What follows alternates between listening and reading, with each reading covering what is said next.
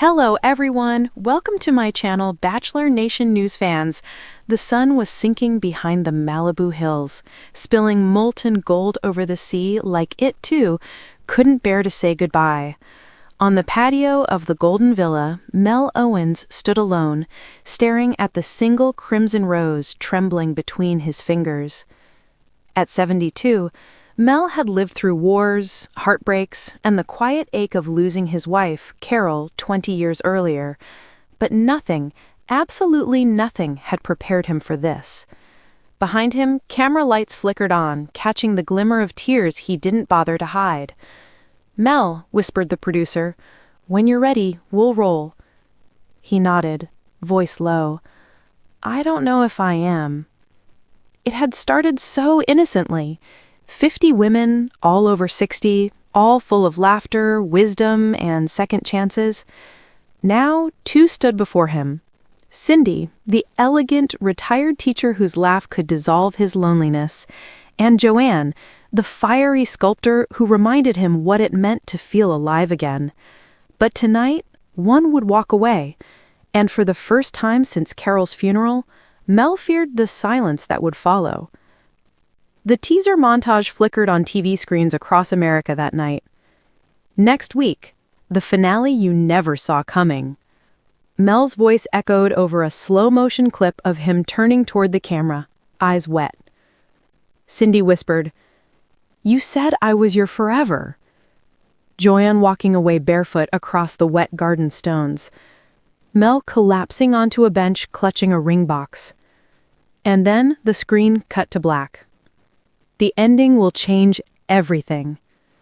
Back in the villa, Cindy adjusted her silver shawl and looked out across the ocean. "He's quiet tonight," she said softly to Joanne. Joanne shrugged. "Maybe he's realizing love isn't a performance." Cindy's lips trembled. "Or maybe he's realizing who he really wants." The camera zoomed in on Mel's reflection in the glass, caught between two women and a lifetime of memories. Mel's thoughts wandered to his late wife again. Carol had once said, "If love finds you again, don't be afraid to hold it." But holding love at 72? It wasn't the same as when you were 30. The stakes were higher, the scars deeper. Every goodbye felt permanent. Every promise, fragile. "Mr. Owens?" the assistant producer asked quietly. "We'll start the ceremony in 10. Mel looked down at the rose. The last one. His hand shook. He wasn't ready. Not yet. As he turned toward the camera lights, his voice cracked in the mic. "How do you choose between the woman who makes you remember your past and the one who makes you forget it?" The question wasn't scripted. The crew froze. And somewhere in the control room, an executive producer whispered, "Oh my God, that's the moment. Don't cut." The teaser for the finale was locked, and across the country, millions would soon be below the cliffside villa, the ocean sighing as if it too were weary of holding secrets. Inside, the cameras had gone dark for the night, the crew finally dispersed. But no one could sleep, not Mel, not Cindy, not Joanne. Mel sat alone on the terrace, the rose beside him now wilting in the cool wind. The moonlight reflected in his glass of wine as he replayed every smile, every kiss, every confession the season had brought him. He didn't notice Cindy's shadow until she spoke. "Couldn't sleep?" He turned, startled but grateful. Cindy wore a light robe, her silver hair softly curled, her eyes tired but kind. She had a small envelope in her hand. "What's this?" "Something I wrote before the show even started. I wasn't going to give it to you, but after tonight, I think you deserve to know." Mel hesitated. His thumb brushed the flap, feeling the texture of her handwriting. "Know what?" Cindy took a breath, tears glistening like glass in the moonlight. "That you remind me of someone I lost too." He froze. "My husband, David. He passed 15 years ago. I thought my heart died with him, but when I met you, Mel, I realized it didn't. It was just waiting." Her voice wavered. "But there's more. Something the producers told me not to say." Mel's brow furrowed. What are you talking about? David and Carol. They work together. Your wife and my husband. The world stilled silent. Mel's grip on the envelope tightened. That's impossible. I found the photo last week. The charity gala in '98. They were at the same table. They even danced that night. He stared at her, speechless. His chest ached with disbelief, grief, and something unnameable. Cindy placed a trembling hand on his. I think fate wanted us to meet again, not as widowers and widowers, but as two people finally ready to forgive the past. Mel couldn't speak. The wind whipped through the palm trees, the waves roared, and somewhere deep inside, his old grief began to stir like a storm breaking. Finally, he whispered, So this was meant to be? Cindy smiled faintly. Or maybe it's just a second chance for both of us.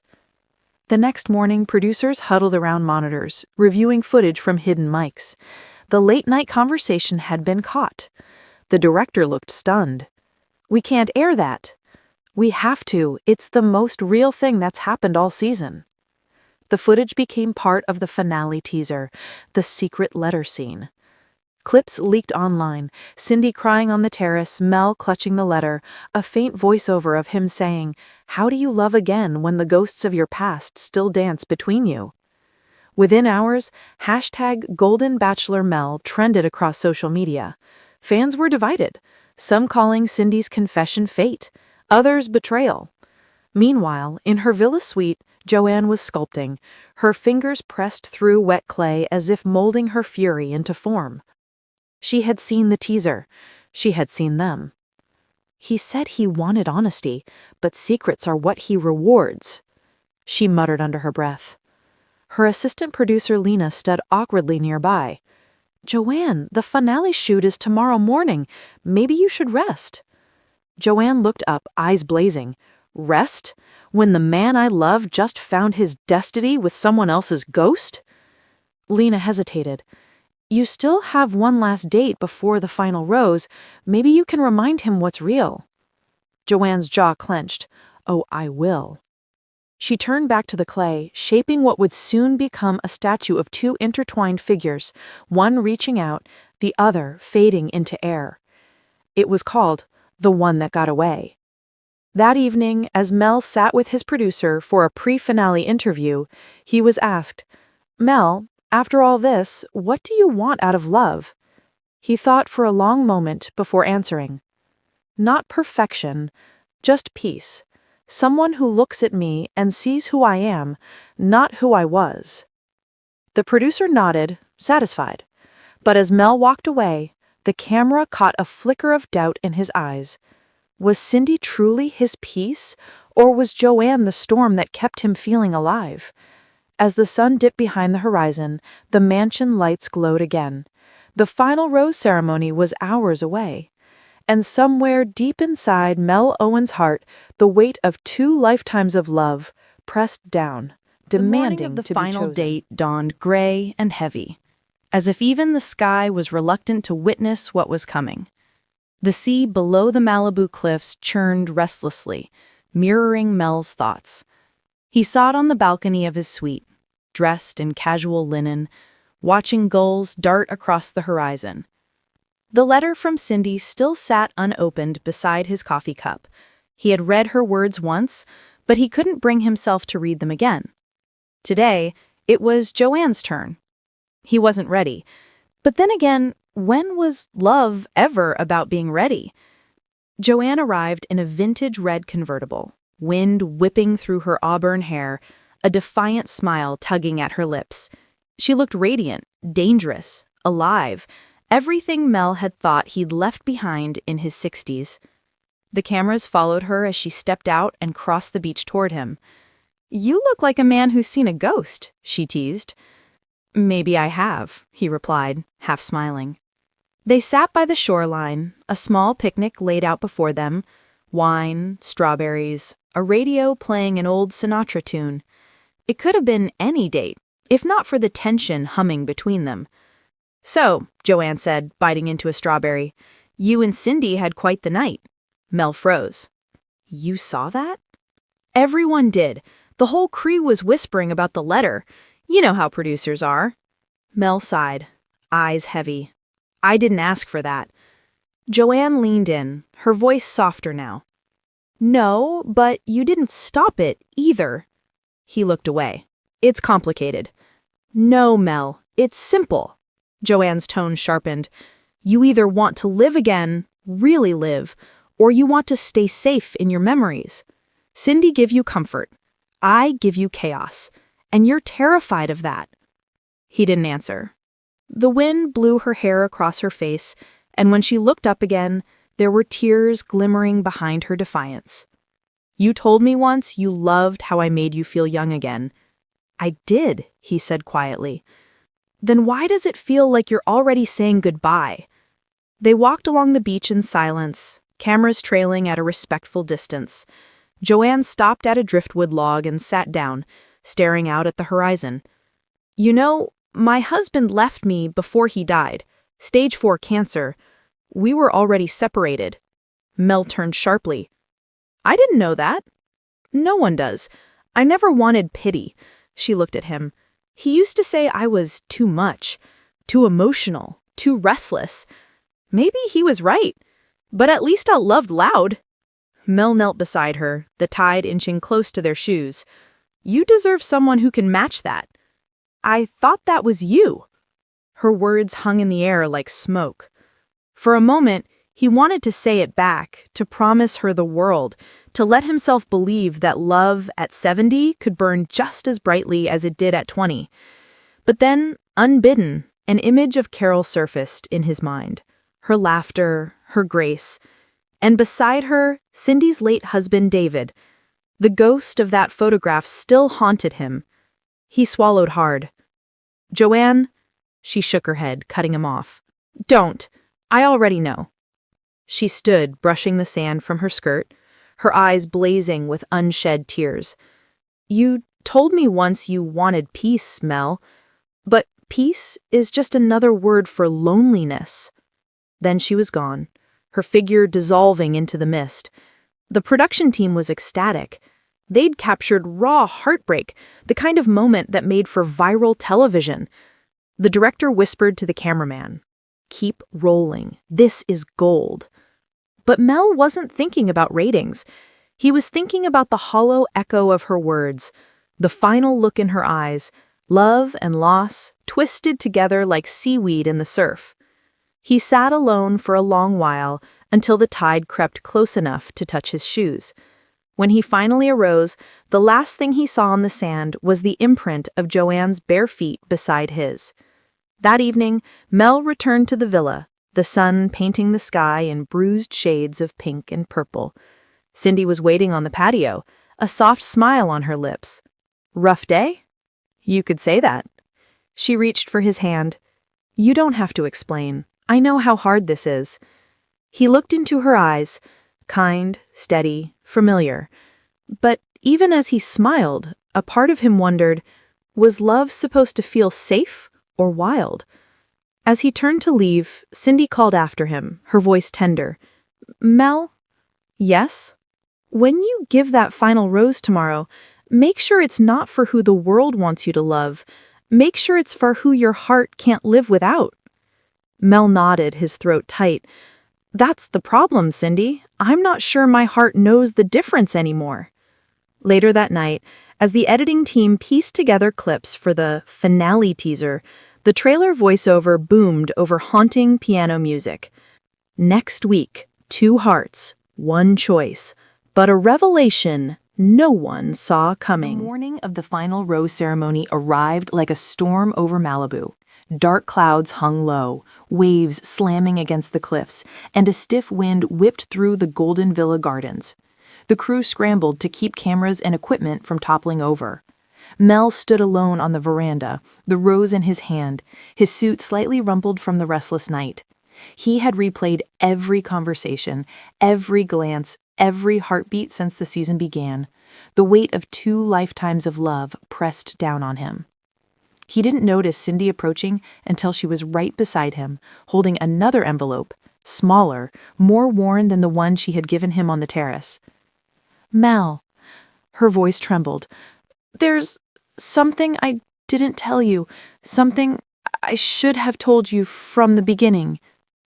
He turned to face her. The sky mirrored the turmoil in his chest. Gray, heavy, uncertain. "Cindy, whatever it is, you don't have to."